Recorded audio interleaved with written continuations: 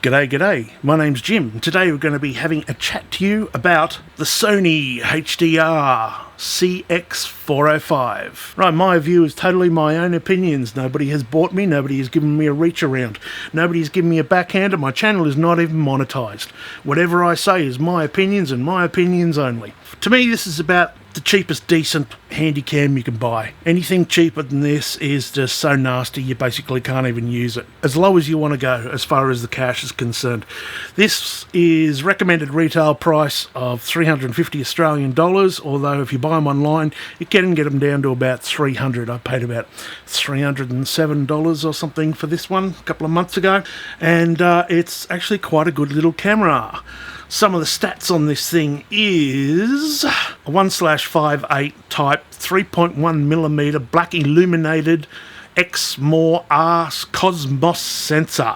Say that 3 times friggin' fast. It has a 1.8 to 4.0 aperture. It's got 30 times optical zoom, even though it says 60 up there. That's got a bit of digital into it as well. It comes with a wide angle lens, a manual lens cover, which, you know, whatever, all good.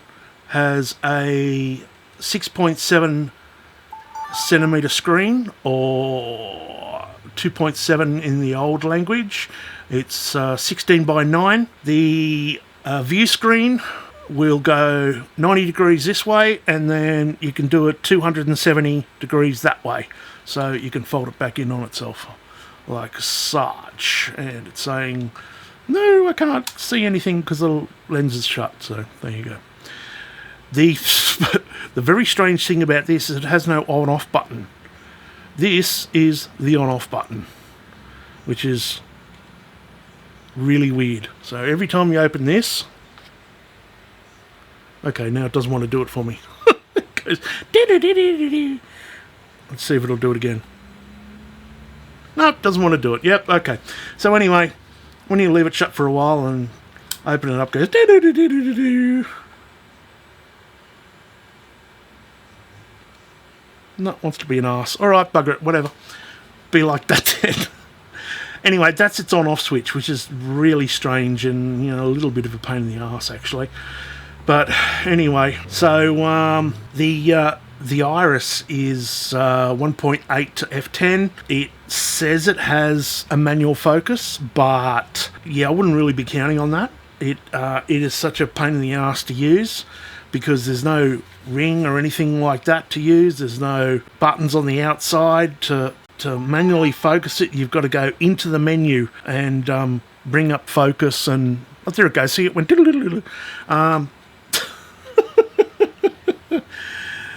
yeah, so you're going to be leaving it on autofocus pretty much all the bloody time. It's too much of a pain in the ass. Okay, so it takes a, yeah, to you too. So it takes a micro SD card. One of these little tiny buggers.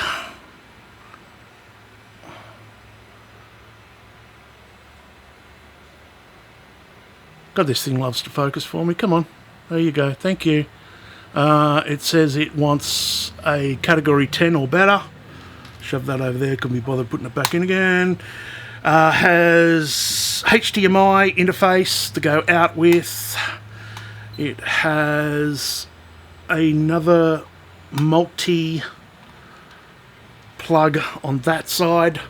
She will record in 1920 by 1080 at 50 frames per second and at 50 megabytes per second. I recommend using it on that all the time. It has 2 different types of recording modes. It records on AVCHD or XAVC, which is basically a MPEG-4 H.264. It'll also record on MPEG-4. To get it any decently, you really need to have it recording on the XAVC. Otherwise, the picture is just not really very good at all. It has a 3.6 volt battery, which is this little bloke in here, and it charges by USB cable. You can chuck your USB cable into here, which does come with, and charge it up, or you can pull this little bugger out here. You can take your files off the camera with that and I can feel a little motor in that. I don't know what the hell's that. Must be the zoom or something going, because from time to time you can actually feel this vibrate. So there's actually a little motor in there going, and it must be the zoom or something. So you can charge it through this, and you can also take your files off through it. I did notice, however, taking the files off though, it was really, really bloody slow taking them off this way. So I don't know whether that's like a friggin' USB 2 or something and not USB 3. I'm not quite sure. But yeah, I did notice it was quite slow. It was definitely a lot quicker taking it off and putting it through a, you know, a USB 3 compatible card reader. Charge time from dead flat takes about 2.5 hours. And it runs for quite a long time, actually. I got about 5 hours out of it the other day. It wasn't too bad at all. It was pretty good. And this is all you need. One of these girls, and it will actually charge and record at the same time. So you can chuck this straight onto that there, or use an extension cord and have it on your tripod.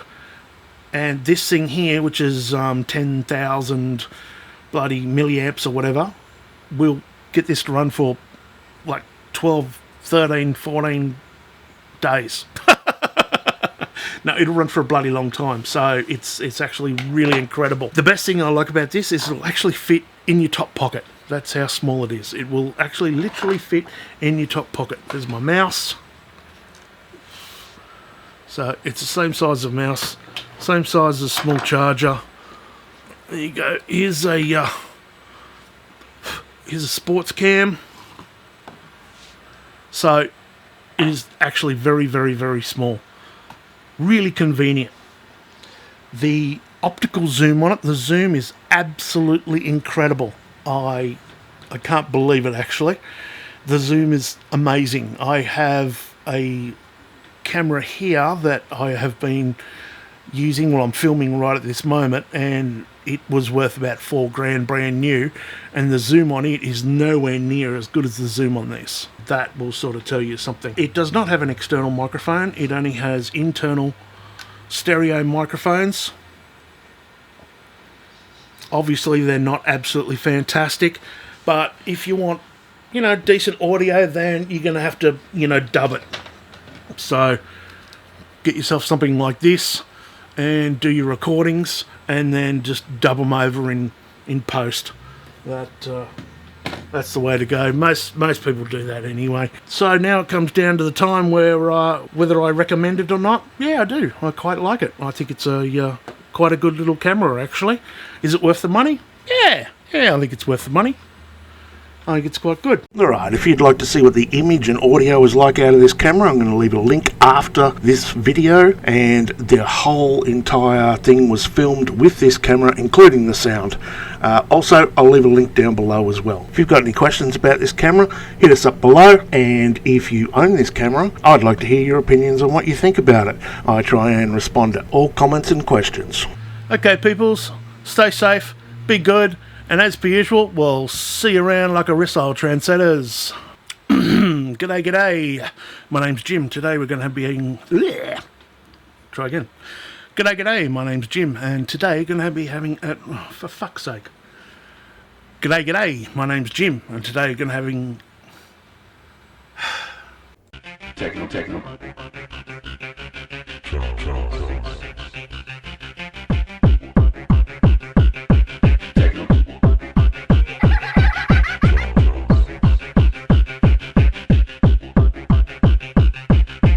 Cosmo, Rail.